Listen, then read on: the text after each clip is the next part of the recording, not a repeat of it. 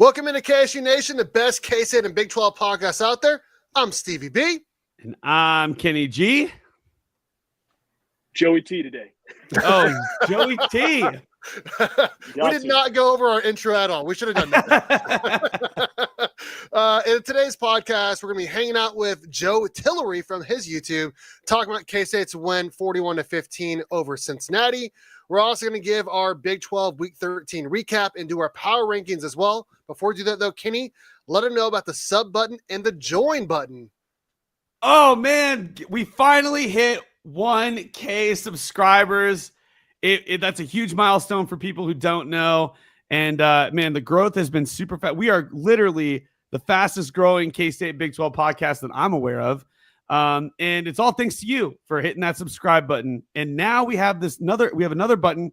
That's a members button. You can join for $2.99. You can become a member and to support our page, to give a little bit extra patronage to this channel. If you enjoy what we're talking about, if you're finding any value with this channel, please do so. You'll get a lot of extra bonus things. You'll get some custom emotes.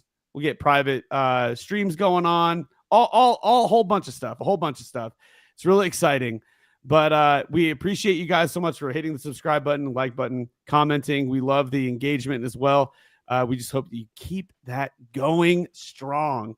Man, my voice is really going crazy, Steve, because last night we were hooting and hollering because the Cats, they freaking got the dub, man. They got the dub. Yes, sir. And if you also, one last thing here, if you guys want to make sure your message ends up on the screen, go ahead and hit that $ below. We are accepting super chats as well. Before I give my thoughts really quickly on K-State versus Cincinnati yesterday, we have our guest here, Joe Tillery. Let him know about you, your channel, all of that, and how you're connected to K-State.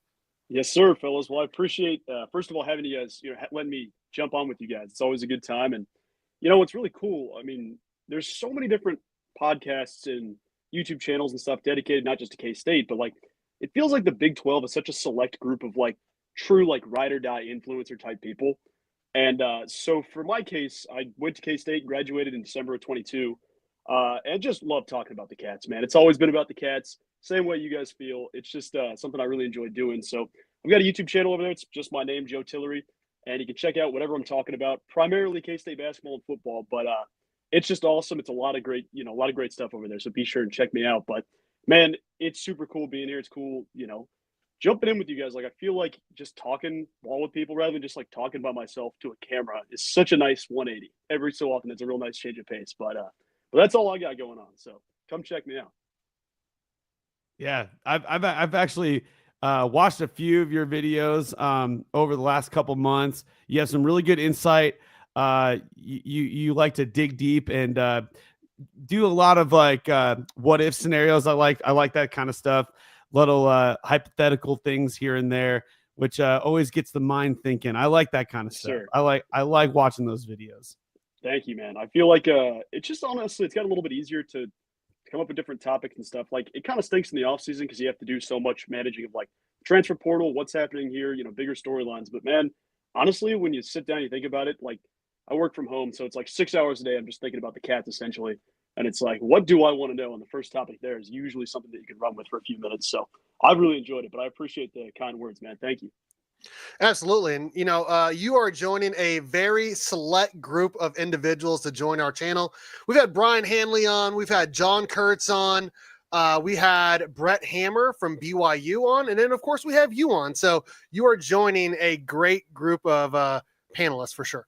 So, Let's go, Kenny, even last year we had Kobe Savage's dad that was on. Yeah, that was cool. That was cool. He's a good dude, actually. And we're rooting for Oregon. We're rooting for Ohio State as well. But right now we're talking to Cats. So with that, let's go ahead and get into our initial thoughts of K-State winning against Cincinnati yesterday. Kenny, you were there. I was there. Joe, I assume you were there. Kenny, let me know your thoughts of being at the game, front row, seeing the Bearcat, the Bearcat mascot in front of you. It was a great game from start to finish from K-State. It really was. I have a few thoughts, but my very first initial thoughts are, it's about damn time. We have finally got a from start to finish. What have I been saying all season long, Steve? I want a game where the Cats come out and they fire away right from the jump. And it was like, oh, Avery starts running again. Oh, and he makes a touchdown, a rushing touchdown. Imagine that, Steve. Imagine that all we needed to do was have Avery. What's the phrase that they keep using?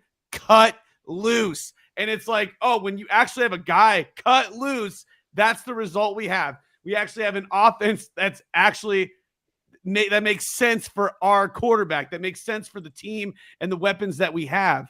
And so seeing the game play out the way that it did, it just brought a smile to my face because we have been so behind the freaking ball on offense. You know, like Oklahoma State, they were ahead. Arizona, they were ahead. I mean, we came back and we won those games pretty handily, but it's frustrating because it's like, how in the world can we not just start off and with a scoring drive right from the get-go? You know, right when the clock starts, like K-State is going, and we finally got that. Finally. The other thought is the Bearcat is probably got to be the funniest mascot I've ever seen. He was very, very entertaining. He's a pretty good sport too. I had some pretty good videos of him battling Willie in an arm wrestling match. Willie beat him twice, so it was pretty good. It was a really fun game. Not a lot of Cincinnati fans where we were sitting, but the ones that were sitting, they were good sports. So that's my initial thoughts. I'm really excited. The Cats, man, it was like day and night, dude. Day and freaking night from the last two games to this game. And all I've wanted all season long was a game where the Cats come out shooting like a cannon and really just putting points on the board. And they finally did it. It feels good, dude. It feels good to know that we actually can do that. And one of the main reasons is because Riley was on the damn sideline. Maybe that had something to do with it. I don't know. We'll get into it. But, Joe, what do you think? What were your initial thoughts? Man, I think you nailed it. Quick question. Was the Bearcat like 6'7", dude? That might be the tallest mascot I've ever seen. I mean, he was really huge. Tall. But, yeah, man, I think you nailed it. Like, it's really easy to jump in and think about, well, this stat line and this thing happened. At the end of the day, I think at some point, once you've just been like kicked in the crotch for like 2 straight weeks, having a good football game that you enjoy, you sit down, you watch, you don't have to panic, you don't have to stress. That is such a nice change of pace, and I'm so grateful for that. So first things first, I think you nailed that. But, man, I think there's a lot of little, seeds through this storyline that you got to expand on. So, like with Connor Riley, there's the question of, like, I didn't even know who was calling the game for the first half. Like, it looked like a completely different offense. And I get that there's some layers to what it was, but, like, you switch and send Brian LePack, who I am a huge fan of. Brian LePack is a genius. Up to the booth, get the bird's eye view there. Have Connor Riley, who, like, his whole coaching style. I know he hasn't been a fan favorite necessarily this year, but it's hands-on approach. It's, making the O-line dudes get ready for battle. Like, you have so much of the energizing momentum type, motivation stuff, and you lose a lot of that when you're up in the booth. You don't get to talk to your guys. You have someone call up and it's like, Avery, what'd you see? That's not motivating me at all. And when you have your guy get back there, especially for senior night, there's a reason why the O-line is pushing dudes 7 yards up the field every single snap. But I think the young guys balled out. I really, really liked, and granted, more on the expansion of, like, fans called for one thing, and then once it finally happened, it's there. Trey Spivey is a dog. I mean, he's an absolute dog. This is a dude that needs to play more. I know that in the age of the portal, you never can count on guys every single season to stay there, but that is such a cool thing to see a guy like Trey Spivey step up. And I know there's some young guys behind him like Sterling Lockett who necessarily haven't had a ton of play time yet, but I feel good that the staff is like, all right, hey, it's not happening with this dude. It's not happening here, or injuries or whatever's happening. We need to keep looking. We can't just get complacent. And it was a nice change to show, like, hey, we're still working for this thing. We still want to end well. It doesn't have to be a punt on the season, ship sail type situation. So I was glad to see some of that. But overall, yeah, Cincinnati might be time to fire Satterfield. I don't know if it's going to get any better from here on out, but that's kind of my overall takeaway from the game. Love it. Love it. Here's a pic of Kenny and I in his exact spot. Right. Hell You can see the Cincinnati cheerleaders right there. Yeah. We came down there fourth quarter to sit with him and his wife and kid, and it was a great time. I went down there before that as well, because normally I sit in section 10 of my mom. I also have a press pass that I use sometimes as well. My thoughts on the game are, it just looked like a completely different team. I mean, we talked about this a couple times here, Kenny. the players always feed off of the coaches, and it felt like for the first time in weeks, all of the coaches looked fired up, which I don't understand now that they're kind of, I mean, they're not mathematically out, they're not, but kind of knowing that they're really probably not going to make the Big 12 title game, it felt like they were finally like, okay, now let's go play some football. I don't like that at all, but I did like that they were finally, getting fired up and the players were following their lead. I did like that. Secondly, as you said, man, Kenny, you talked about how you wanted to see them coming out fired up, hitting on all cylinders. I sent you this message earlier. I tweeted it out as well. K-State is undefeated this season, 6-0, when they score a first quarter touchdown. When they do not, they are 2-3. So it's very, very, very imperative for K-State and the offense to get going early because it leads to further success throughout the game. With that, let's go ahead and get into the stats breakdown here. Pull it up here. And while you're doing that, yeah, I was, when you say that, like, they look like a totally different team, it's like, well, I mean, this game also had a lot of context as well. I mean, this was senior night, this is the last home game of the season.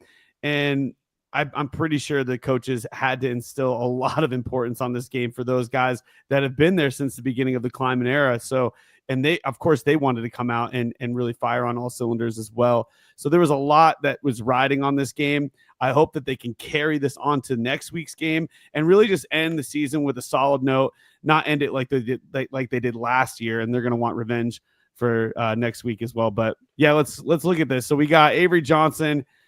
This doesn't really tell a whole story, but yeah, 13 of 23, 147 yards, 0 turnovers here. No interceptions, Stevie. Those, I called that. I did call that. I said that was my hot take. K-State was going to have 1 or 0 turnovers in this game because K-State is 0-3. K-State's 0-3 when Avery Johnson has 2 or more turnovers, and he had 0 in this game. QBR of 77.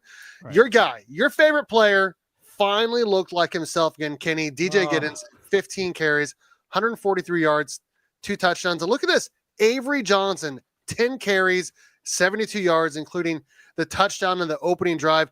It was nice to see, Joe, Avery Johnson finally get going in the running game again, man. Dude, absolutely. I think they talked about it a little bit, and I'm sure that Dylan being out, is a big talking point. Granted, we don't seem to give him the rock like that, but it's just nice to see like everybody is firing the same cylinder. Like even Joe Jackson had 10 carries in the game, which shout out Joe Jackson. I know that some of that was kind of garbage time situation, but DJ's been getting just beat up every single week. And he's a damn good running back, a talented dude, but you get to a point where it's like he wasn't necessarily hitting a wall, but there wasn't any space to run. Things weren't right. A couple dudes are banged up, just had to get back to the ground. And I feel like that first carry, and DJ said in his postgame interview, is like the first carry that Avery had, I knew it was going to be that night where he had 200, 300 rushing yards on the ground. So just cool to see him, man. But it all goes through number 2. When he's firing, this team's not losing. It was really nice to see, and Kenny talked about this earlier, the OC on the sideline, and it really helped, man. Kenny, K-State had 281 yards rushing on 40 carries. You love to see that, dude. Oh my goodness. Can we say that the DJ train is back up and running? It was put on the side for some service. The engine needed some service. The train, the hype train, but it's back. It's up and running. It's at full steam ahead. It's bigger and better than ever. It's just going to be chugging right through the rest of the competition. I mean, we only got 2 more games left, but DJ is quite literally, he's the rock star of this offense. He's quiet. His personality's quiet. He's really humble dude, but man, when he gets going, it is a lot of fun to watch. I mean, he's super explosive, averaging 9.5 yards a carry, 2 touchdowns. I mean, the guy was just literally popping off. DJ, thank you so much for showing up yesterday. You are literally the workhorse of this offense, and I hope you come back next year. And there's plenty of room on this train. If you guys want to get on this DJ train, there's plenty of room. I'll accept your tickets. I'll punch your ticket right now. Yeah. It's a big train. It's a beautiful train, honestly. I mean, it goes all over, and we just plow right through anybody that's in our way. It's amazing. Yeah, and it was nice to see that Train also, took a little bit of getting the ball receiving as well. Three catches, 39 yards, 182 total yards. Trey Spivey, man, a young guy, Joe, you talked about this dude, getting involved with a touchdown. Man, I saw him wide open for like the longest time, like, throw him the ball, throw 12 the ball, and he got a touchdown, man. It was great to see. 5 catches, 63 yards.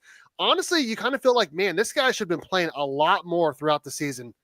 Big time. I mean, that's the thing is, like, with Trey Spivey, it's like I feel like the writing was on the wall where it's like, hey, this guy's good at football. When you have a 6'3", 6'4" aggressive dude out there playing receiver, like that first third down he converted was like 3rd and 12, 3rd and 9, whatever it was, and he bounced off the hit, trucked 2 dudes, got the first. Like, seeing that stuff is the encouraging thing. The signs that, like, I don't want to throw anybody else under the bus, but like when you get some of the veteran guys that are like, well, we're not going to the title game, potentially, still a possibility, folks, but when you get guys that check out with like 2 or 3 games left, those aren't the dudes you want to keep around necessarily.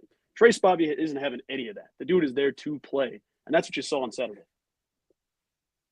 Absolutely. I mean, one of the things I looked at Stevie, I was like, Joe Jackson is the future, and then like Spivey makes a huge play. I'm like, Spivey is the future. Like, they're both the future of K-State, and it's just so sick to see them play at such a high level already ahead of schedule.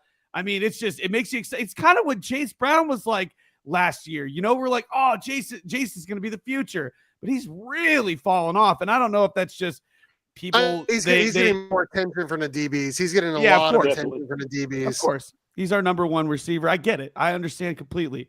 And there was a couple of times where it was thrown to him and, he dropped it or whatever. It didn't quite get in his hands. And you're kind of like, man, can you please just catch the ball? My God. But that first touchdown was a rough look. It's just right off the hands. I get there was an adjustment, but that was kind of a tough one. Yeah. And I mean, it wasn't just him though. I mean, we had tight ends missing blocks all over the place. Right. Lofton was missing blocks. Oakley was missing blocks. I mean, if Oakley gets any semblance of a block on that second drive, that's a walk-in touchdown for Avery. So the tight ends got to do a better job of blocking for sure. But as Kenny said, he actually likes that they're more of a receiving threat. So yeah, that is for sure. Anything else you guys want to say on the offense before we get into our cat of the game, the offensive player of the game? Anything you guys want to talk about? I guess I had one more thing I was going to mention on Trey Spivey. There was something where like that long DJ Giddens touchdown run, the dude was blocking 35 yards down the field. I should have mentioned that earlier, but there's an effort and a commitment to blocking that, like you said with the tight end group, at times you've seen it. You haven't consistently seen it from the receiver group really at all. But when you get a young kid going out there 30 yards down the field still blocking, like that's something that trickles through the program. So Trey Spivey, hats off in that situation. Yep. What did you guys think of the play calls last night? Do you guys like the play calls? You guys like Kevin Connor Riley on the sideline? Because to me, I honestly felt like I saw some new wrinkles. I actually saw some shifting. I actually saw more than just the same motions. Like it looked like they saw a trick play, Steve. We saw a trick play. We saw a trick play. Yeah. First trick play of the season. Yeah. Dude, I liked it, man. I liked it. I think maybe it's partly the fact that like you get someone new up top, kind of looking over the field, seeing something different. Like it's one thing to be a good coach, but when you can take the advice of other coaches and compile that into something, that's where you really start to hit it and run. Like, I feel like with Connor Riley, the combination of him being like hands-on with the dudes, hey, we got to have it here. We got to do XYZ thing. That's his bread and butter, is motivating the dudes. And then when you have, Coach LePack, a football savant type dude up there seeing the field differently, just with a different set of eyes, like that's why you have 5 or 6 dudes sitting up there with the analyst spot saying, hey, look what's happening here. Look what's happening here. That gave you the entire different vantage point than what we've had this season. So it felt like a different offense, I think, for that point alone. Yeah, and hats off to Riley for being more of a selfless coach to sort of make that adjustment and really just play for the team. That says a lot about his character. I'm always a guy that's going to give credit to coach's character, but at the end of the day, character doesn't win you football games. So you need to put the best guys in there. And if this is the adjustment that wins us football games, let's stick with it. I like it. So, but I think we're ready to give the cat of the game for this week. We only got one more after this, Steve. I cannot believe the season is already coming to a close. It's wild. And I honestly, I would have been okay if either of the players that we picked. Kenny is very much on this train. The DJ train. It has to go to DJ. He literally almost had the amount of rushing yards as Avery had throwing yards. So, I mean, that just goes to show how much, and he's just a workhorse, man. He's able to break tackles. I mean, you saw it there. There was that one run where he like spins out and gets an extra, like, I don't even know. I think that was his long run of like 30 something yards or whatever. The dude is just special. And, I mean, he didn't tell us that he was going to the NFL. He said that it's to be determined. But man, if he comes back, he will probably most likely be breaking all the records that Sproles had, which is so wild to even say. But I mean, DJ Giddens, cat of the game. Honestly, I don't see him breaking the single season record. I mean, that record to me is untouchable. I think he played 15 games that season. I think they're 11-4, almost 2,000 rushing yards. No one is ever going to break that record, in my opinion. Right. Moving on to the defense, I'm going to pull this up really quickly here. Take a look at the stats for Cincinnati. Their quarterback threw for 200 yards exactly, had an interception. They were over 5 on 4th down. I think 3 of 12 on 3rd down. Corey Kiner is a really good running back. I mean, Kenny and I have been talking about all season. It feels like he should get more touches than he is. Honestly, most of those yards were in the second half when K-State was up 3 scores. I really liked what K-State did against them when they were passing the ball. And then, of course, you know, Brendan Mott gets a little interception. Kenny, you love to see it. You had the perfect vantage point, man. I did. It was pretty legit. I called for Jacob Parrish to get an interception, but didn't really come down to him getting the interception. It was Brandon Mott of all players, and you know he's getting some trash talked on him for getting tackled by a quarterback. Joe, what do you think about this? Yeah, absolutely, man. I mean, it's such a cool moment as well. Like, you know, half winded down, senior night, first career interception.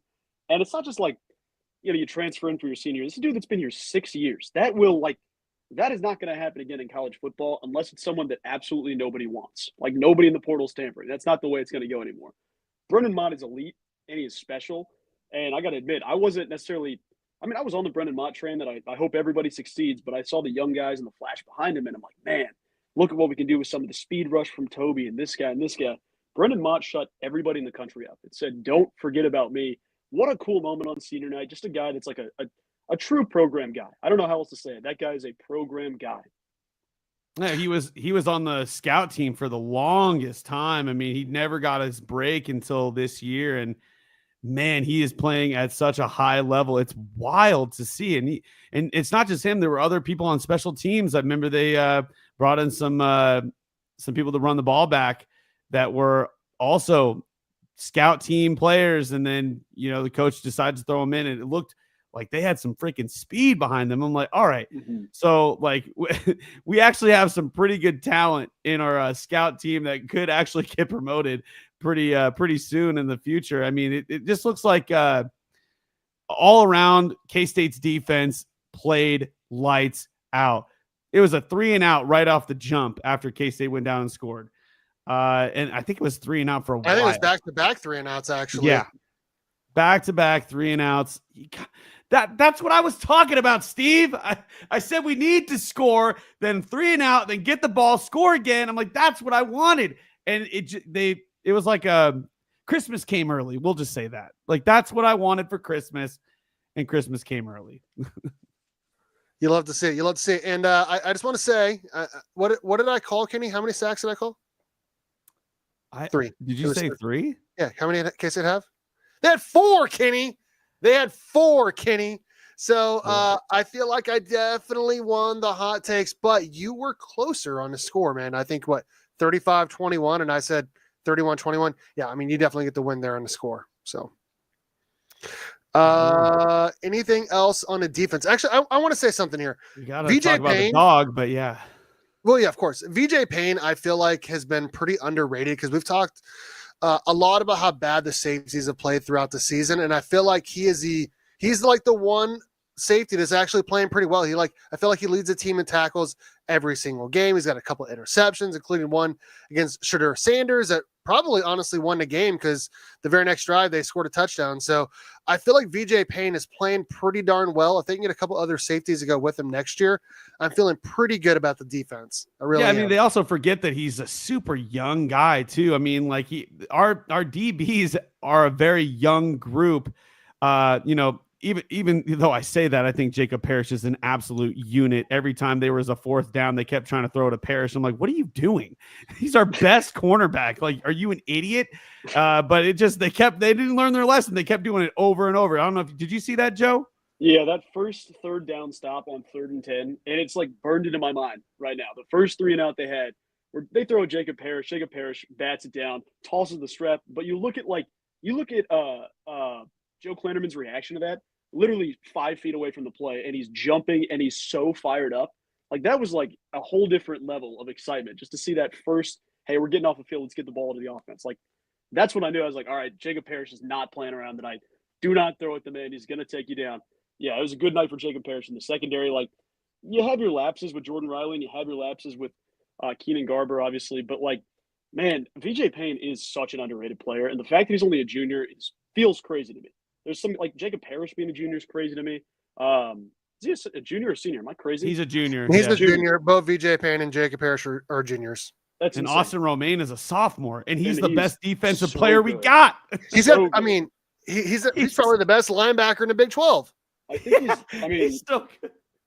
Gets bullied because they're kind of nerdy, but like he's the highest graded PFF player of any defensive player in the Big 12. Like, that's crazy. And this is a dude that just got thrown into the fire freshman year, now has bounced back.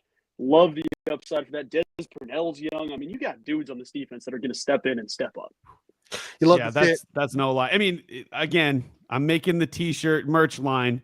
In Clanderman we trust. It's gonna go out sooner or later. I mean, we gotta get t-shirts, hoodies, bracelets, hats. We gotta get a whole line. In Clanderman we trust, because that guy knows how to shut an offense down. And I did put Kenny in charge of the merch line. So if you see that out there, it is Kenny making that. So at some point we'll have a merch line. Let's get into our dog of the game, the defensive player of the game. I feel like it was pretty easy, Kenny. Of course, man. It's got to be the one and only Brandon Mott, dude. This guy with the interception, first career interception, almost gets a touchdown. He gets half of a credit for a sack, 4 tackles. The dude is just an absolute beast, and he's playing at such a high level. And I'm really happy for him for being a guy who is loyal to the K-State family, who quite literally, I mean, the coaches say it all the time. The seniors, the 6-year seniors, they didn't have to come back. They did not have to come back, but they came back because they believe in the program, and they love K-State. They love Manhattan. They love the fan base. And I just, hats off to Brandon Mott for being that dude. And he right now is tied with Austin Romaine with the most dogs of the game. So that just goes to tell you what kind of season he's having from the KSU Nation viewpoint. He also leads the Big 12 in sacks with 6. So he's having a great year. He'll probably be a first team all Big 12 along with Austin Romaine. He's having a great year. He really is. Mm-hmm. Yep. Absolutely, man. Love it. All right. So now let's take a look at the Big 12. It was a wild weekend, guys. It really, really was. We don't have nearly as many people as we usually do, because we usually have a ton of Colorado fans, a ton of BYU fans. We had 140 people watching 2 weeks ago. 140 people watching 2 weeks ago. So 105 last week. Okay. They're just not doing very well, Steve. They're all sick. They're calling off work tomorrow. I get it, dude. I mean, when K-State loses, I don't want to see anything. I don't want to see anything. I don't want to talk about it. I'm already pissed off enough. I don't need to see it. Let's take a look around the Big 12 here for week 13. Make sure you guys like, subscribe, tell your friends, and consider joining the channel for just $2.99 as well. First game up, we just got done talking about it in our main podcast here. K-State wins 41-15 to move to 8-3, still mathematically in it for the Big 12 championship. Joe, your thoughts really quickly again on K-State getting a big win at home, going up 27-3 at halftime and eventually winning 41-15. Just feels right. Music to my ears. You get the job done. You are the superior cat in this situation. Shout out to the Bearcat fans that only showed up with Cats merch, not realizing that it's cats on cats. But yeah, man, a good time to be a Wildcat. This is a great game, a feel-good thing all around, and the boys are back. They're playing some good ball, and I'm stoked for next week as well. You got to cue the boys are back in town. The boys are back in town. Let me hear that falsetto, Kenny. Let me hear that falsetto. Back in town. Kenny, you were at the game with your family? What's that? Kenny, you were at the game with the family. Really quickly again, what your thoughts on the game overall? I think you were pretty happy. It's about damn time that we come out firing away the way we did. That's my thoughts, and I'm glad that it's looking like we're this is the K-State that we all wanted from the get-go. This is the K-State that all the fans were expecting from the get-go. And this is the K-State that I want to see every single game next year. And as well as, finishing out this year, of course. Of course. I thought K-State played really well. I'd probably give it like a B plus game. I had some questions about the play calling in the second half. I think guys kind of relaxed a little bit. I mean, K-State didn't have 200 passing yards, but overall, I mean, when K-State has almost 300 rushing yards, you got to be pretty happy. When K-State wins by 4 scores, you got to be pretty happy. And I'm very happy to see K-State finally get back in the win column. It feels like it's been forever. I think like a month at this point. DJ Giddens is running the ball, 182 total yards, 2 touchdowns. Avery Johnson, he is only 5 touchdown passes away, I think, from tying the school record. So, which is crazy to think about considering it's his first year as a starter, new OC, a lot of new guys on the O-line as well. But man, I mean, K-State looked pretty darn good, and I'm excited. Yeah. I'm very excited for Farmageddon. Kenny, my wife said you can come over. I just have to put up the Christmas lights first. Yeah, I just want to touch on this really quick. It's just one thing I want to say, and we'll move on to the next game, is that it finally looks like the O-line got their head out of you-know-what. I mean, they look like they actually were playing the game of football and they were owning the line of scrimmage, which is where we needed them to. We needed the game to be won in the trenches. I mean, clearly. And it's been a struggle bus for the last month on that end. And it's good to see that we finally get the dub in a very comfortable way. So love it. Love it. And I love that we got a touchdown catch for the senior Will Swanson as well on 4th down too. Beautiful play call. Moving on. Ooh, BYU, what is going on, man? 0-2 in your last 2 games. Kenny, I want to hear the props from you because you picked BYU. Who did I pick, Kenny? Let me hear it. You did say Arizona State. Thank you. Did call for Arizona State. A month, I picked them to win. And they won. They went up, 21-3, 21-0. They did let BYU come back. They almost let BYU win the game, but they didn't, Kenny. Arizona State gets a win, 28-23. Their fans rushed the field. It was a great game for the Big 12. It really was. Dude, I got to throw it to Joe on this, man. It's so wild. This is crazy. I mean, it's so nice they rushed the field twice. I mean, it was a situation where you had, half a second left, it felt like. That was the most crazy ending of any college football game I've seen in a long, long time. I mean, so much so you can't get the fans off the field. You've got them packed around the field at that point. Yeah, what a game. What an outcome. With BYU, you're sitting there after going 9-0, and then you go 0-2 down the stretch, and you're sitting here with a real chance of not playing a conference championship game. That's a wildly disappointing switch, but I think they get the job done next week. The tiebreakers are always going to be insane, so we'll have to see what happens. But, man, Kenny Dillingham is a coach's coach, a player's coach. Everybody in the nation should want that man as their head coach. He is a super smart dude. And you can see why they're so good. I mean, Sam Levitt, those dudes have the perfect relationship back and forth. So Arizona State being good now, I mean, early on it surprised me. Does not surprise me a single bit now. Man, what I want to say is it was a great game. Obviously, the crowd was super involved. I mean, this is probably the most hype that Arizona State's been in a while. And they should be excited. They should definitely be excited that their team is they're leading the Big 12 right now. It's in their hands. Arizona State and Iowa State, they are in the driver's seat. As Steve texted me, it's completely how they come into next week and how they play in their games next week. And, hats off to Stevie for calling this a month ago. However, he did say that BYU was going to, if they won or whatever, then they were gonna lose this game or something. If they beat KU, I think that they don't need to know that, Kenny. They don't need to know that, Kenny. They just need to know that I picked Arizona State to win. Arizona State fans, I got a lot of faith in your team. I got a lot of respect for you guys. After you came into Manhattan, just honestly beat the crap out of K-State. I mean, they did. I mean, despite the fact that Cam Scatterby had less than 100 yards against K-State, Sam Levitt was a dog in that game. He really was. But this week, they went back to Cam Scatterby, almost 150 rushing yards, 3 touchdowns. That guy's going to play in the league. He's a great running back. It's something that we were kind of worried about with BYU because they struggled. Even the games that they were winning, they were struggling. We saw that. We're like, oh my gosh, I don't know if they struggled against Utah. They struggled against Oklahoma State. They lost to KU. It's like this was a downward trend. It's almost like the magic powder, the magic seasoning wasn't in their locker room these last couple of weeks. I mean, a couple of games that went their way, the Utah, the flag heard around the world, and then you've got you've got the KU game, of course, and then this game, the crowd heard around the world, the crowd is storming. I mean, they had to put the field goal post back up because they took it down. It just was so crazy, and then it all ended up being a couple yards shy of a touchdown because he did end up catching that Hail Mary. I just still can't believe it was that close.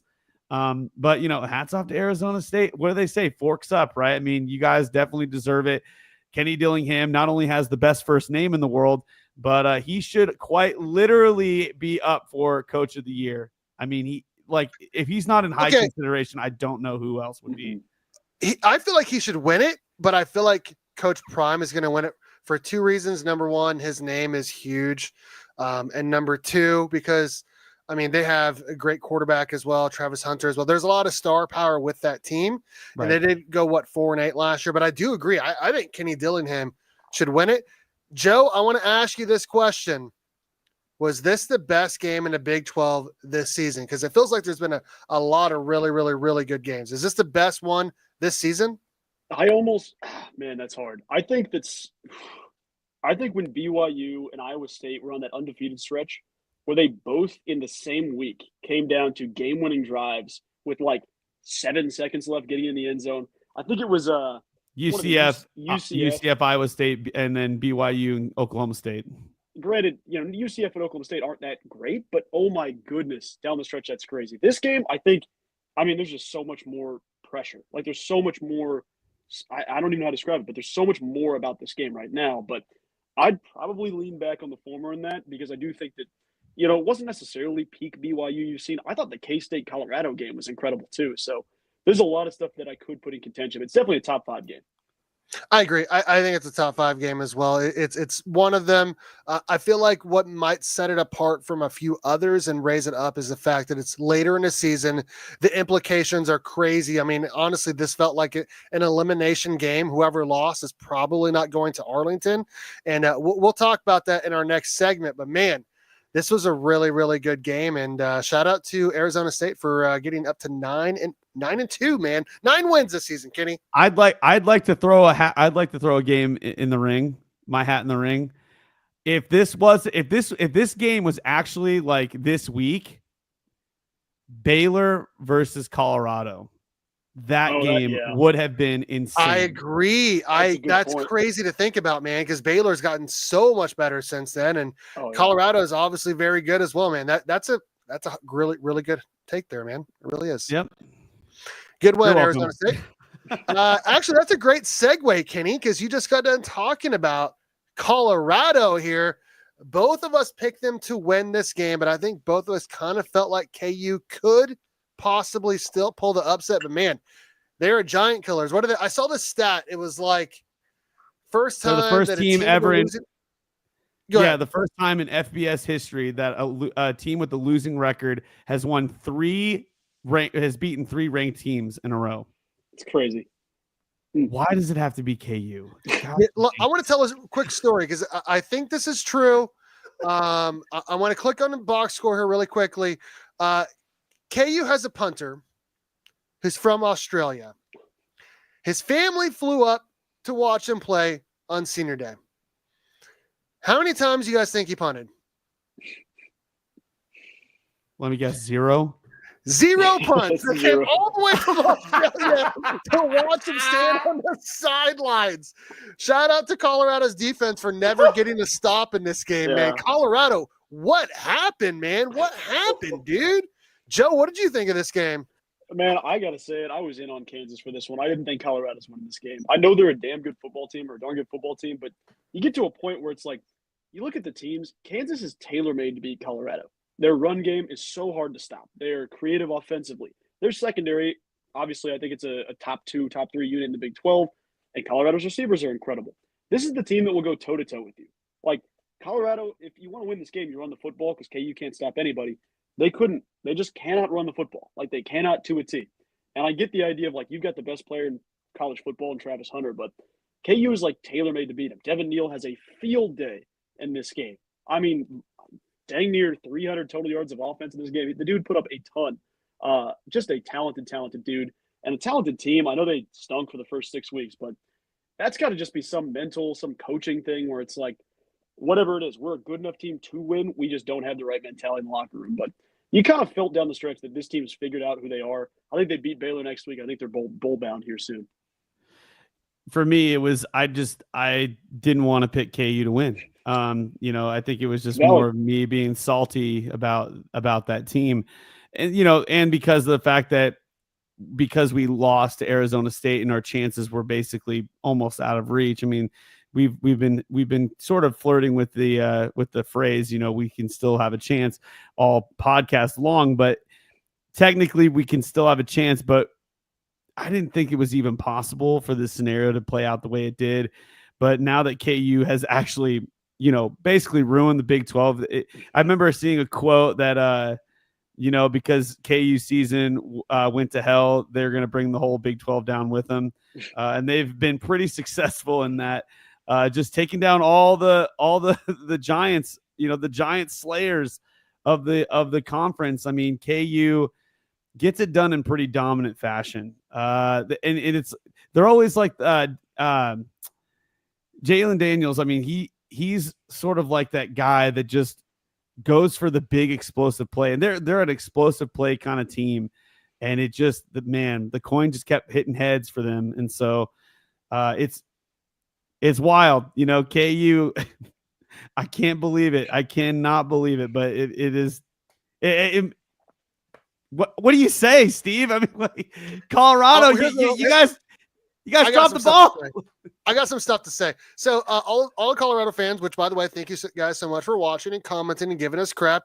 I appreciate that. I'm probably going to be called a CU hater from Mike Smith 3835 for this. Shout out to that commenter.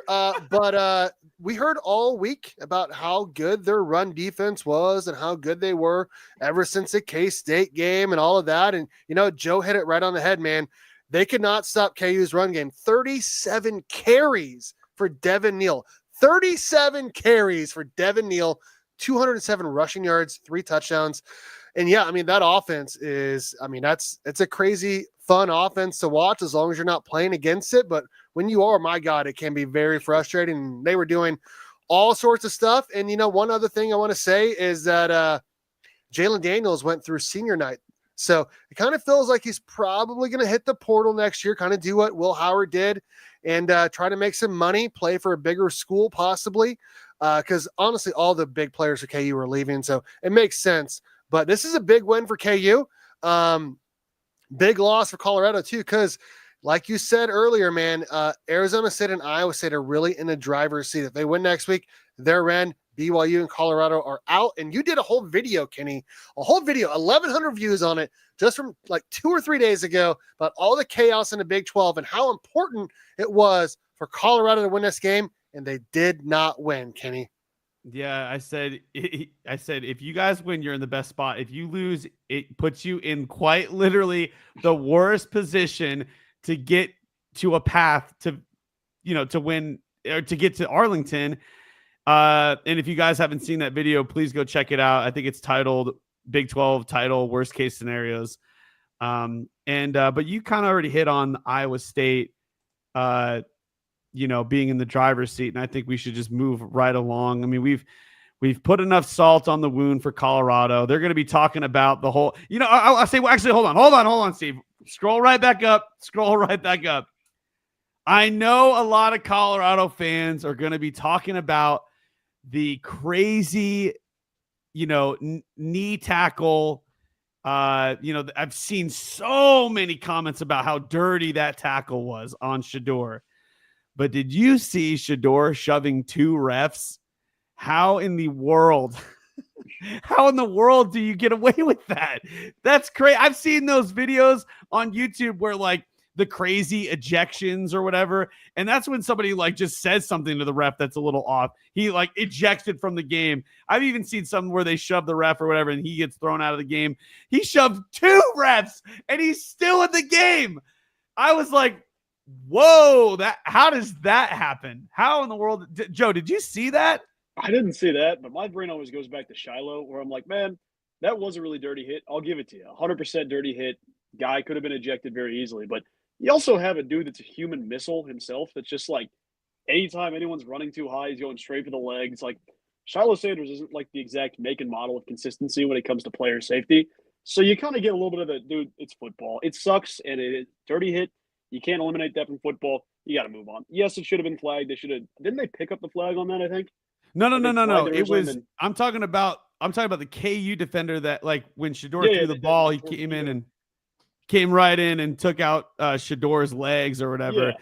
Yeah. And it's Brooklyn boy. I mean, he's our our resident Colorado fan. He's watching this game really closely. Yeah, the frustration when the D line was piling on him. There was a couple times where the guy was being shoved. And when the play's still going on and the O line's like still doing their blocks and then they throw the defender and then he falls over and it seems like, oh man, all these guys are falling on me, taking extra hits or whatever. And like when you got a dog pile, it is what it is. But yeah, Shedeur definitely lost his cool there and shoved a couple refs. I was like, dang, dude, how do you get away with that? I mean, hey, lucky for him, he's still in the game, and he doesn't, have to miss a half of the Oklahoma State game because that would be so bad for that team if he had to miss a whole half for that. Oh my God. I feel like with Colorado, and you can date it back to the K-State game, but like I feel like the refs have a different mentality. Not like this isn't to sound like either team gets the preferential treatment, but they have a different mindset when it comes to handling like the back and forth. Like there's a clip of Travis Hunter pushing with one of the Cincinnati defenders a while back, and they just kind of like get into it. It's cool. Refs don't come over and get too out of pocket. But like you've seen some of that with the K-State game where it's like dude will score and it's immediately, hey, get back to your sideline. Don't taunt. Don't like Jace Brown was getting. Granted, Jace Brown's being a receiver, but like there is so much of a quicker reaction. I feel like in the Colorado games where they try to sniff out like, hey, don't elevate this. And I feel like KU fits that mold of like dudes that are really chirpy, I guess the best way to say it. And obviously it's outside looking in, but you get like Kobe Bryant, who's really vocal. And that is like tailor-made for that type of style of football for both teams. Colorado and KU both fit that like who's going to maybe not out petty, but like they have a little bit of that mentality. So mind game. To see that. Yeah, big time. Yeah. Both dudes have that. Both teams have that for sure.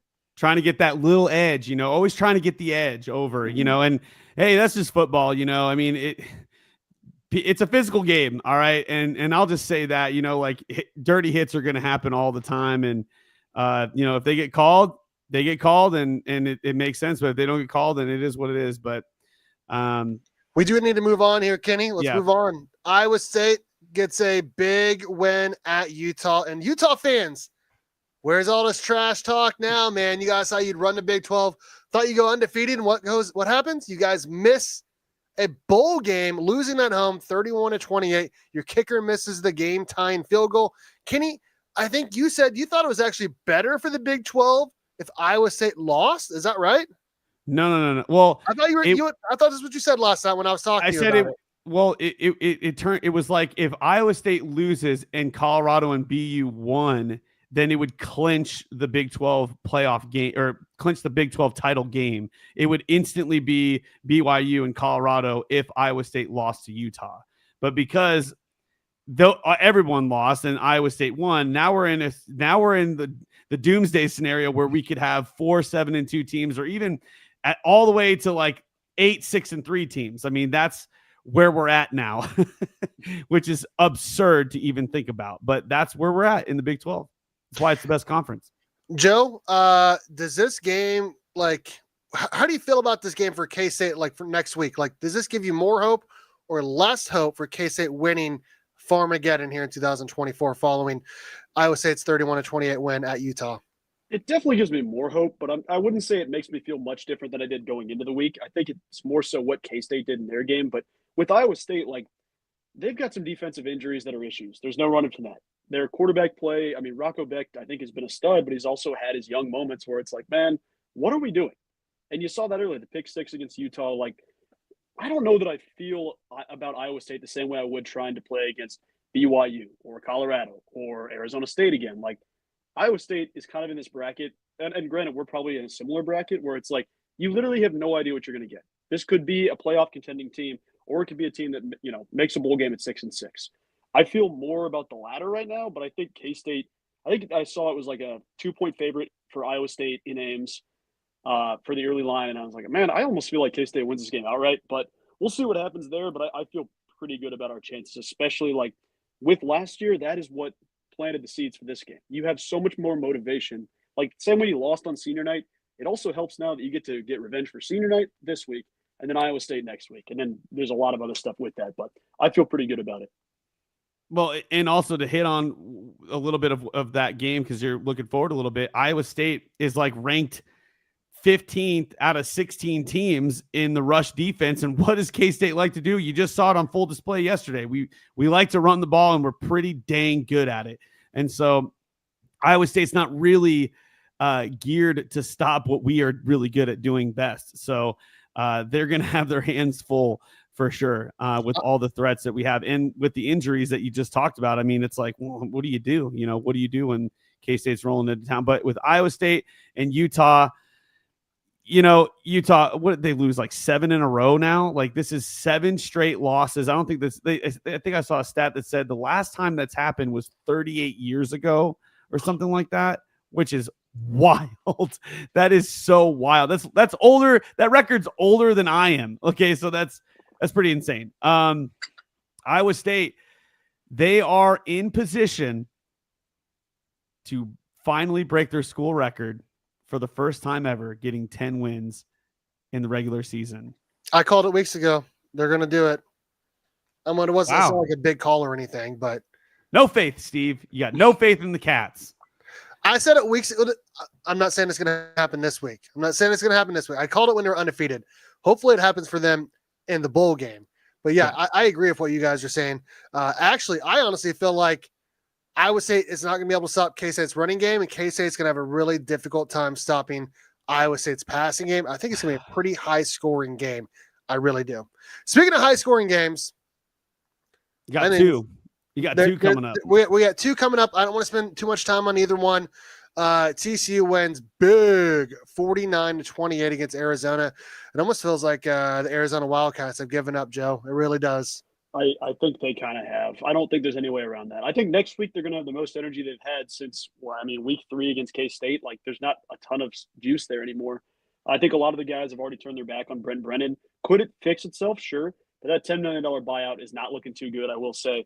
I don't think Arizona has much juice. I don't think they have the energy. This is another example of that. TCU is a team where I never know what to think of TCU. I don't think they're very good, but somehow they win games more than I think. So they're better than I think. They're kind of like a 6 out of 10 in my mind consistently.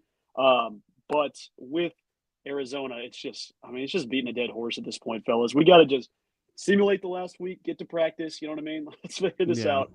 It doesn't feel like they're trending in the right direction by any means.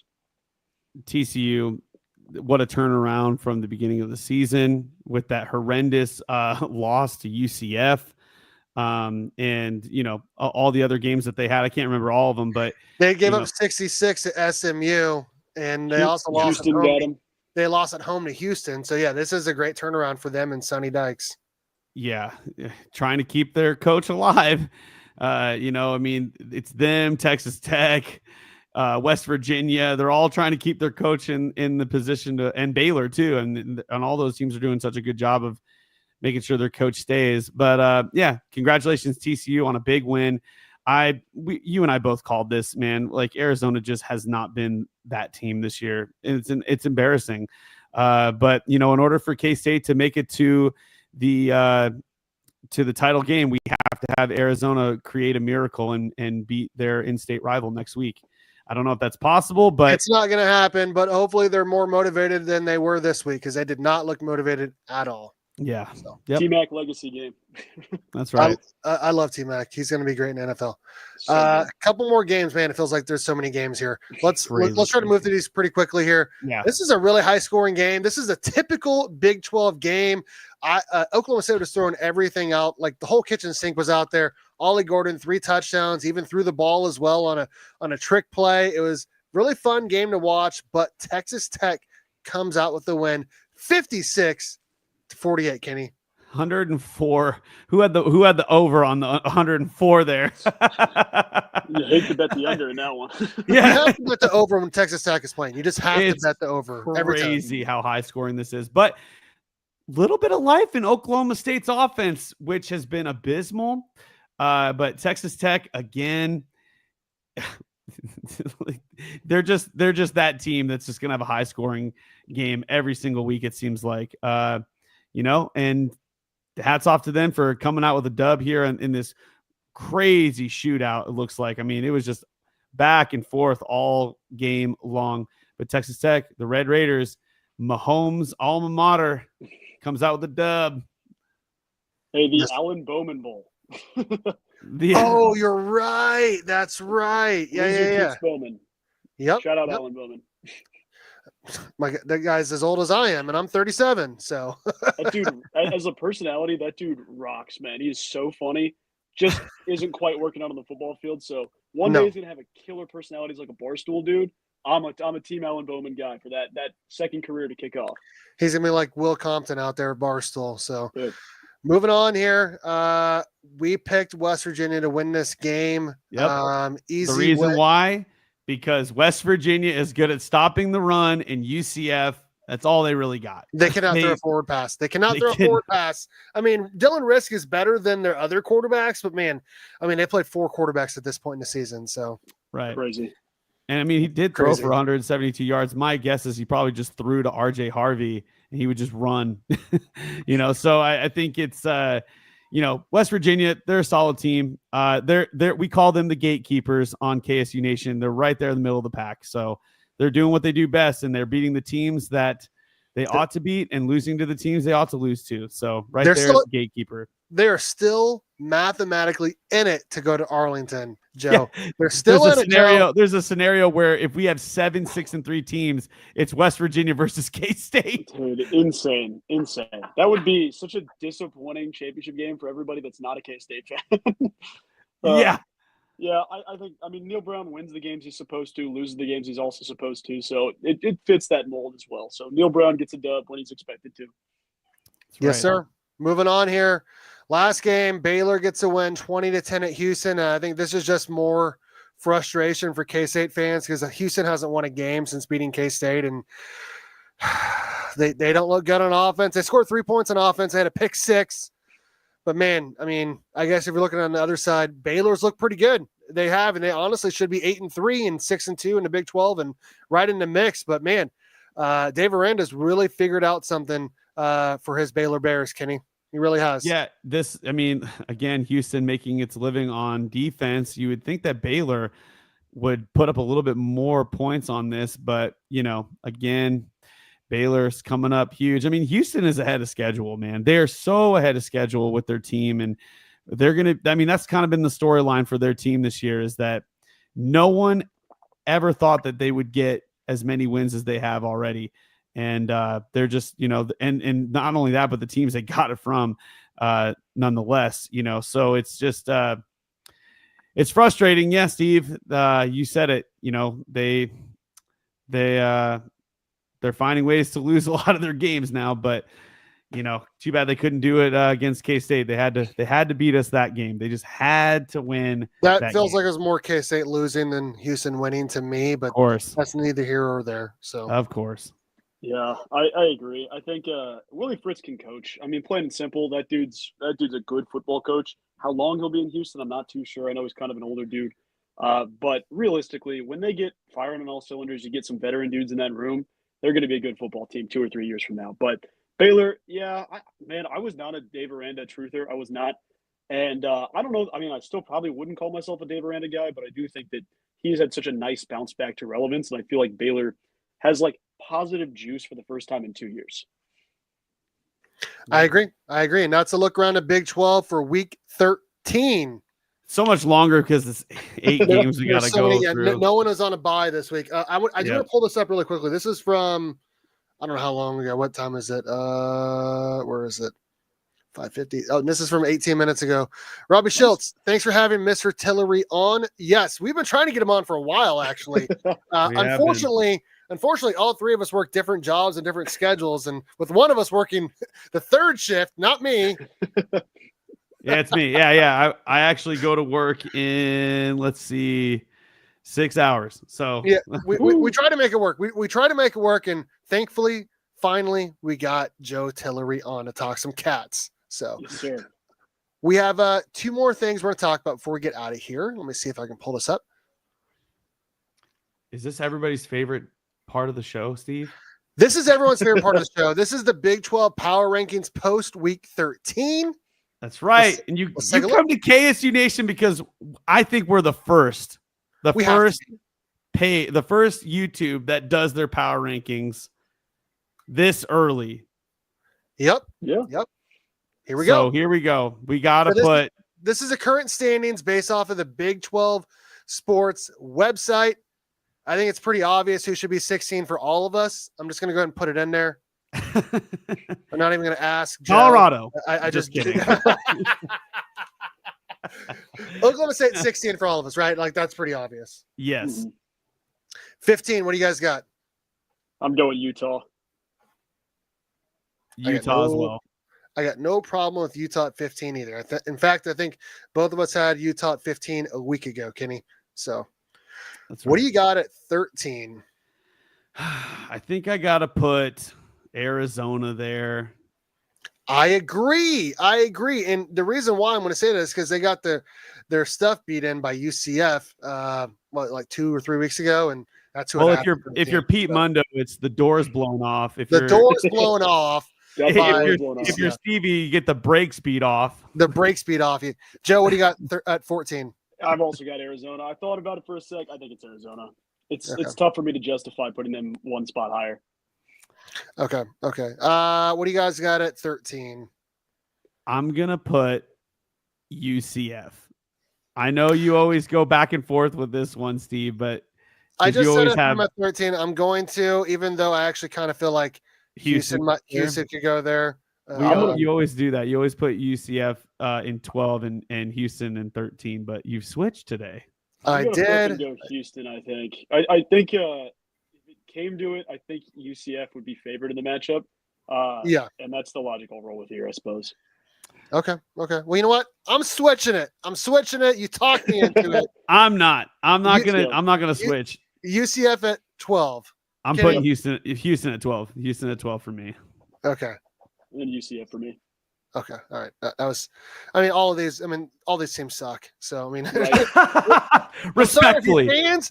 Honestly, if you're a fan of any of these teams, you're probably not watching this anyways because you're probably pretty pissed off.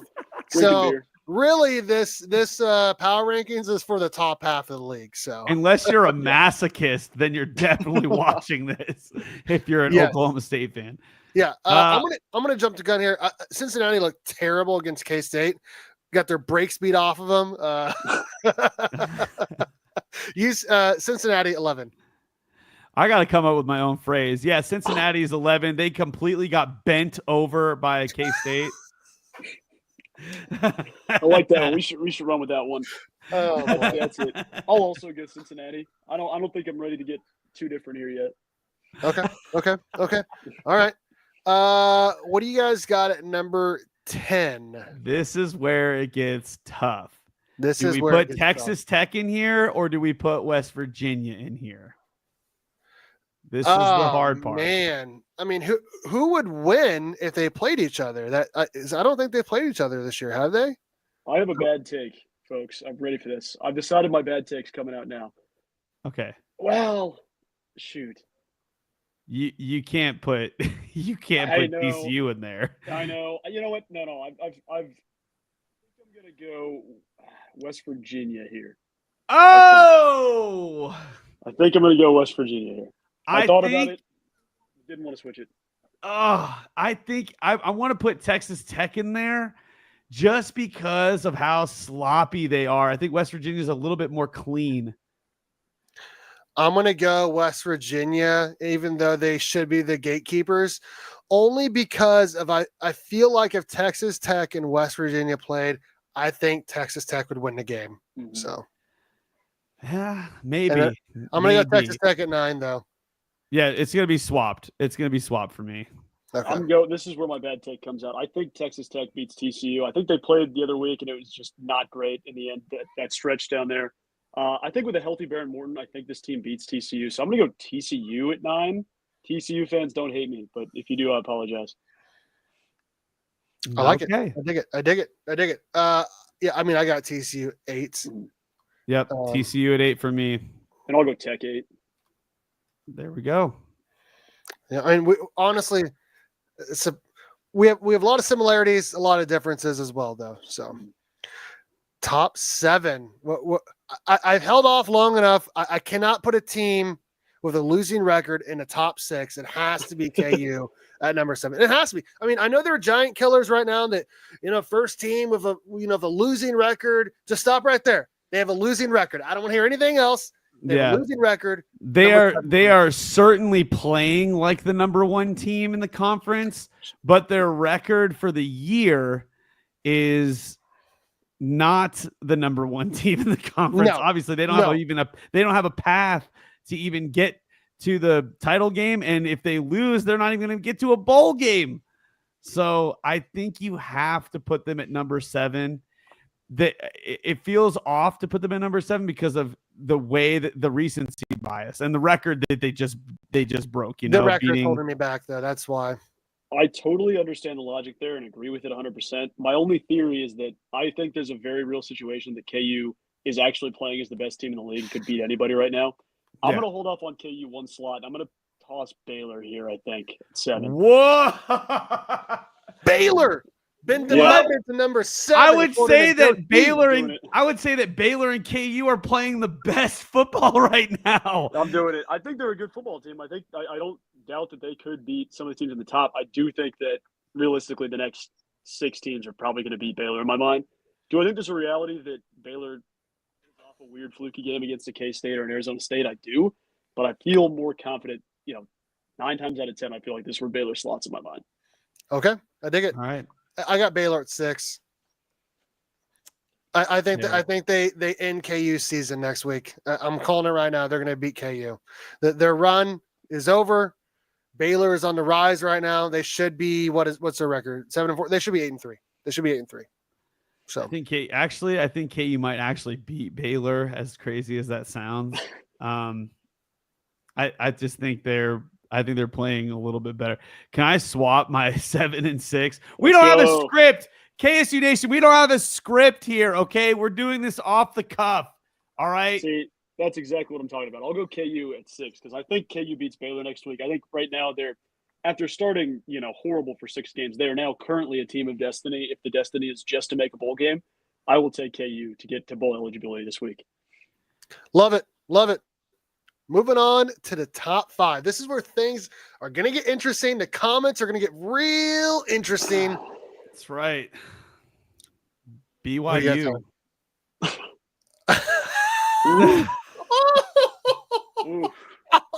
It's not number 5. How the mighty have fallen. How the mighty have fallen. You didn't even let me finish. No, I mean, so we hit K-State really hard for losing 2 in a row. BYU just lost 2 in a row in games that they should have won. They should have won those games. They were in position in both games to win that. And now they're probably on the outside looking in. They've got to have a lot of things happen. It's rough, man. It's rough for BYU, but they just haven't been playing good football in the last month. You could also say, well, hey, like K-State hasn't looked that good in the last month. Well, they actually had a great game last night. So I would say currently right now, K-State is above BYU, but I'm not putting them any high. I'm going to put K-State at number 4, just jumping the gun on you guys. But that's my logic right there, is that BYU has looked really bad for the last month, struggled against Oklahoma State, struggled against Utah, lost to KU, and lost to Arizona State. That's not good. That's not good. Yeah, I like that. I think I'm going to go a different direction. I know they haven't looked good. I don't think – I mean, they didn't look good in these past 2 games. That second half, they looked a lot better. Hopefully that's a turning point for them. I think that when it's all said and done, I think BYU's in the Big 12 championship game. I realistically do. Whether that looks good or not, that's just the way it's going to go for me. I'm actually going to put Iowa State at 5. I think they looked great early. They now look a little bit more – I don't know. They're flying at a lower level. I'll take Iowa State at number 5. Shout out to my sister, Heather Morgan. Formerly a Captain Morgan, because she was in the military. She's now a major before she got out. So she was Major Morgan. Shout out to her for watching. She said, who's going to be right this time, Steve or Kenny about KU? We'll see. I think I'm going to be right, but we're actually going to fly to see them this week in Texas. We're leaving tomorrow. So nice. I am going to go a different direction. Oh, baby. Okay, so here's why I'm going to go Colorado at number 5. I know this is a big drop. Brooklyn boys going to be mad. All the Colorado fans are going to be mad. Mike Smith, 3835, come at me, bro. K-State beat Colorado. K-State beat KU. Colorado, those are their 2 losses. I know that their run defense has gotten better. They just got ran all over by KU. And they have, Kenny, you said it earlier, man, they have like the easiest schedule of any of those top 5 teams, and they still found a way to lose this game. I don't think they're making Arlington. I still think they're probably going to win next week. Hopefully they lose, but I still think they're probably going to win next week. I think they're a good team. I don't think they're as good as their record is. And I think KU exploited a lot this past week. I just don't think they're physical enough to win at a high level enough to get into the CFP and to win the Big 12. So I got I'm going to make, okay, I totally agree with everything you're saying, Steve. That actually makes a lot of sense. It's just, hold on. This is amazing. Stevie is always going to be the pet PB. Hey, what do you know? That rhymed. That was amazing. Kenny, that guy's dropping bars. He's dropping bars. He's going to come out with a mixtape soon. He's going to be popping those. You gotta come for the throne, though. I think I'm going to retract my K-State at number 4. I'm probably going to put Iowa State at number 4 because I think K-State wins that head-to-head next week. So that's kind of where my power. I agree. That's where I'm going to have them too. I agree with everything you're saying. Weird. It seems weird to me to put K-State so high. I know a lot of people are like, "Oh yeah, because you're a KSU guy." Yeah, well, they also played really well last night, and they did beat Colorado. They did beat KU. They beat West Virginia. They beat a lot of these teams. Yeah, they lost to Houston. Yeah, that stings really bad right now. But BYU's not playing like they were, and a lot of the things that were going well for BYU, like we kept saying the phrase, the ball is bouncing their way a lot of the times. Well, it's not bouncing their way, and I think it all kind of came crumbling down when the ball literally didn't bounce their way. When Jalen Daniels kicked the ball and it bounced off the helmet of their defender or whatever, like their special teams guy.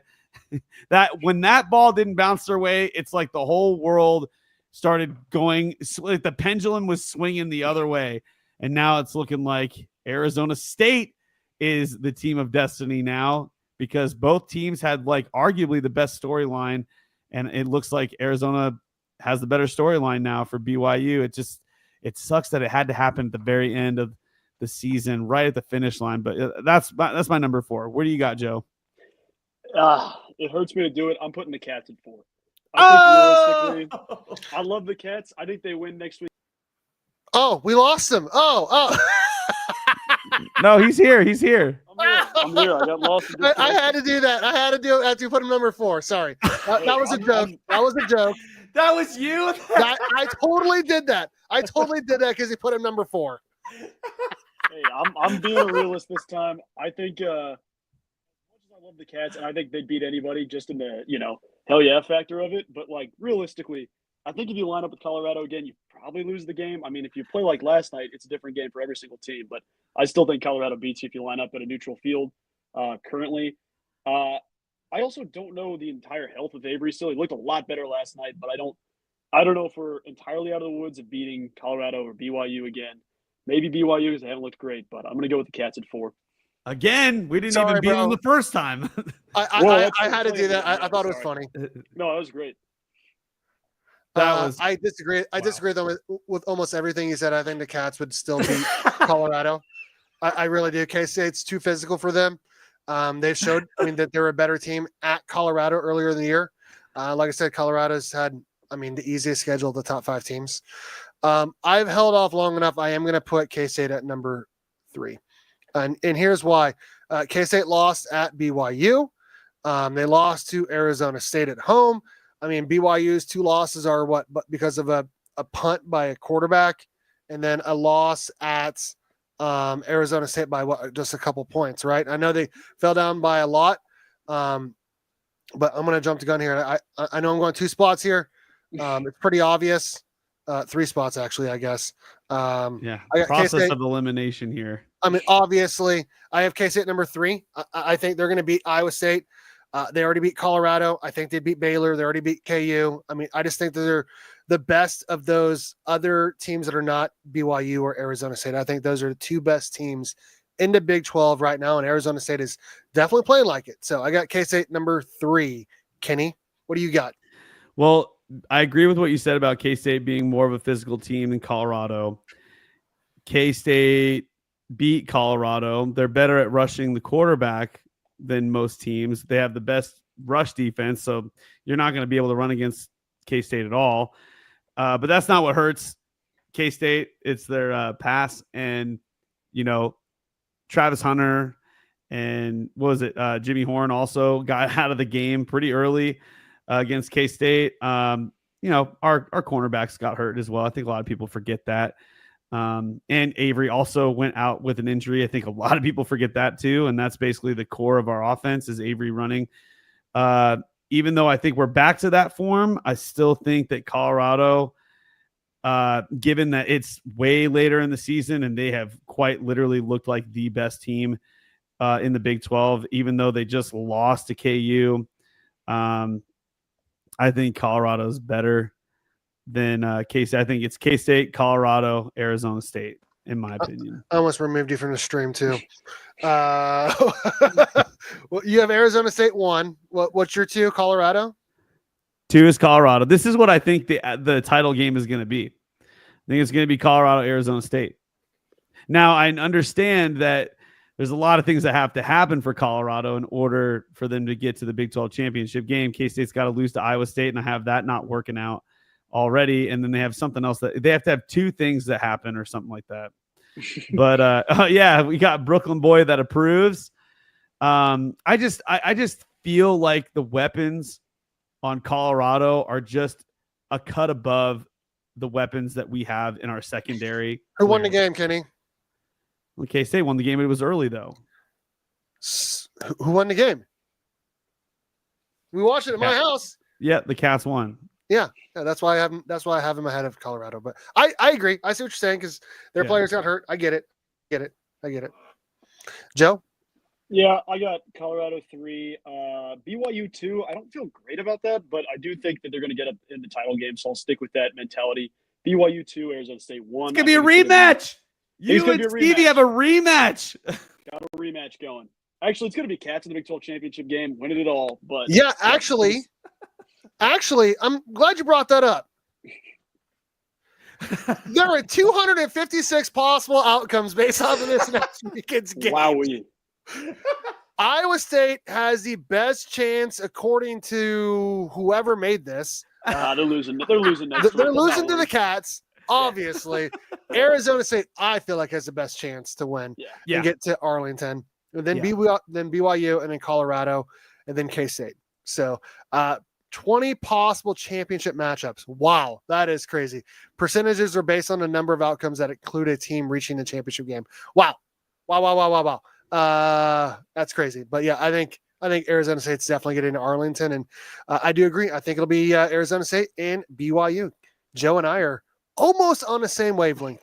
Almost. Well, here's the thing, Stevie. I'm glad you brought that up, because with the games next week, if Colorado beats Oklahoma State, which is probably a gimme, like that's a gimme easily, Arizona State would have to lose to Arizona. That's not happening. Okay, then that would bring Colorado and BYU into the championship game, or BYU has to lose to Houston, which I don't think that's going to happen. And that's even if K-State beats Iowa State. That's even if they beat them. So, K-State's got to win, and we all want K-State to win Iowa State for the program itself to get 9 wins and then potentially get to a bowl game and get 10 wins. It would just be good for the program to have that. And honestly, there was something that somebody posted. They should just have a Big 12 playoff, because it seems like, the college football playoff is not wanting the Big 12 teams to be a part of it. So we should just have our own playoff. What do you guys think about that? Love it. Sign me up. I'm tired of the disrespect the Big 12 gets.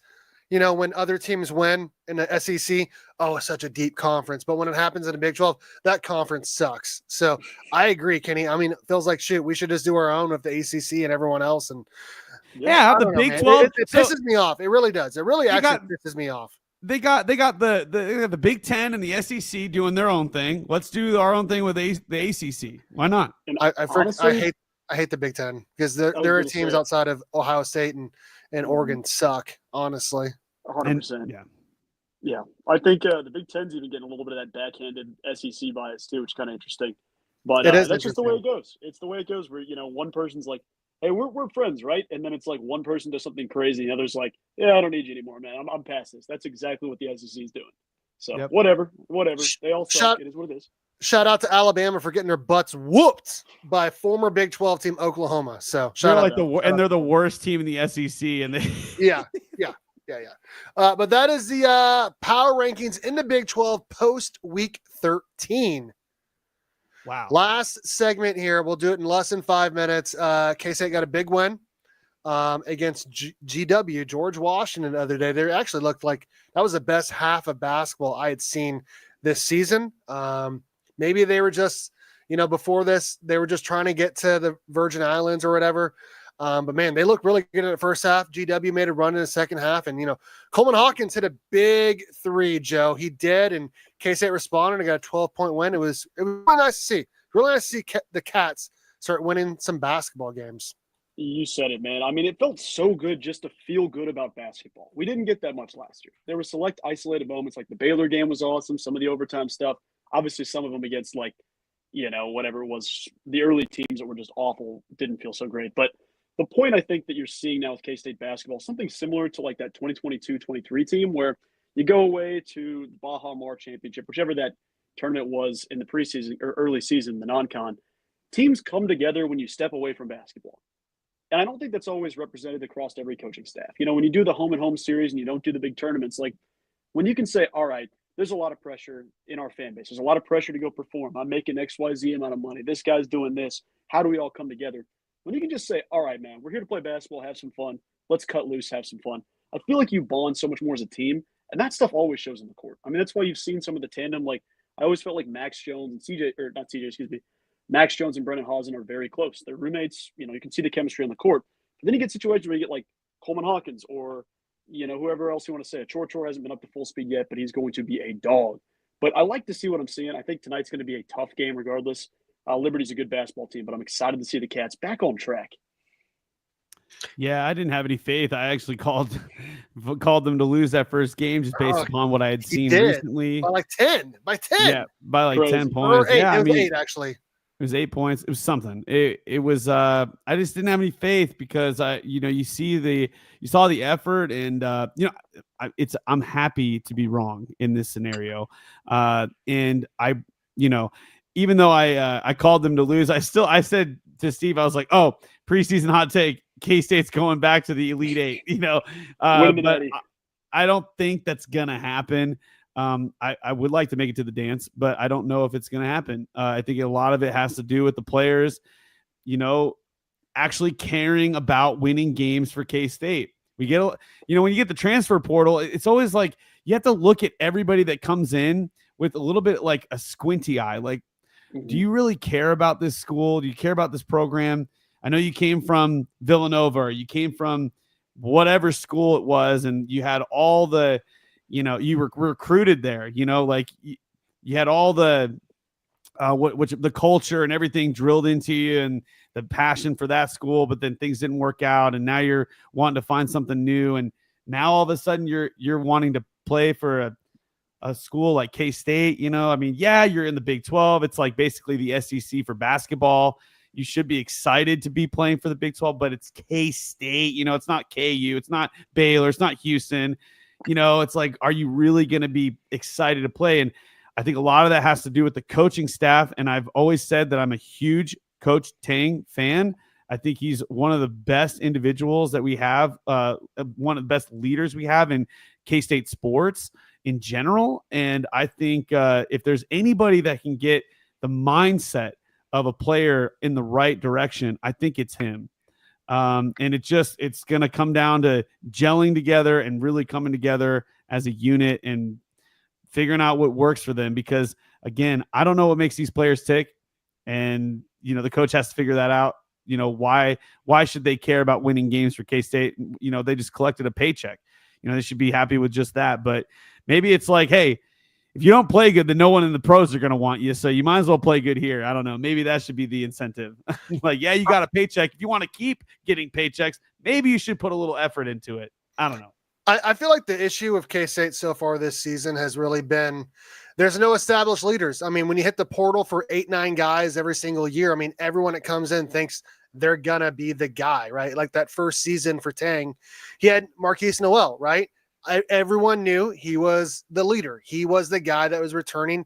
He was the go-to guy. And then you added Keontae Johnson, the most prolific scorer for K-State in a long, long, long time. And you had two leaders right there. The problem with K-State right now is they're still trying to figure that out.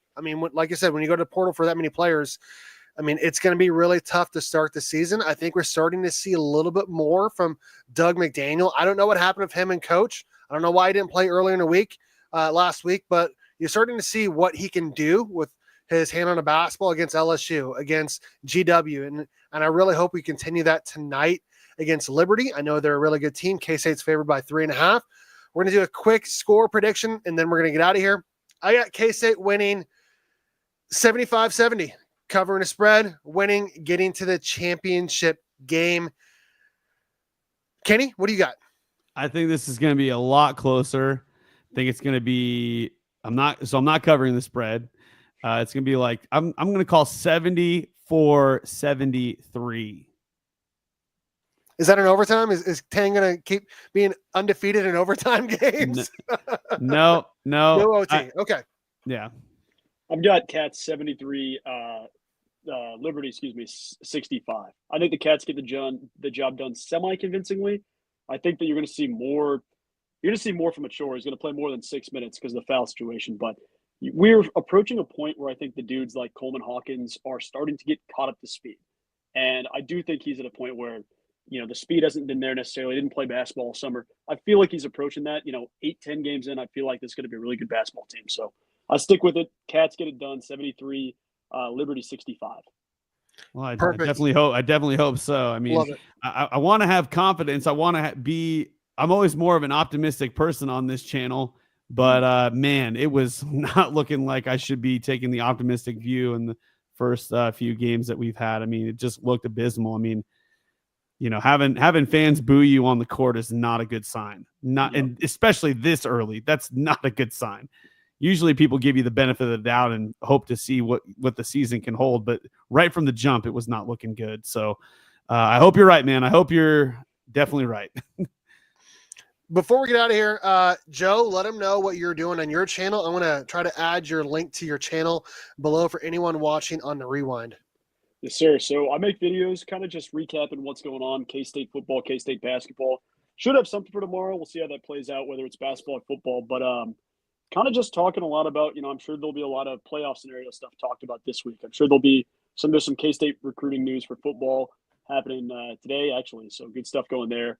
But just try to be a little bit of everything for K-State fans. And it's just a good time. Just try to hang out and talk sports. So if you're interested in hearing that, if you're interested in checking me out, once again, it's Joe Tiller. It's just my name. So come check your boy out there. But keep supporting dudes like these dudes here. You guys have such a great job. You guys do such a great job and have such a great thing here that it always speaks volumes when you have good people making good stuff. So shout out to you guys continuing the grind.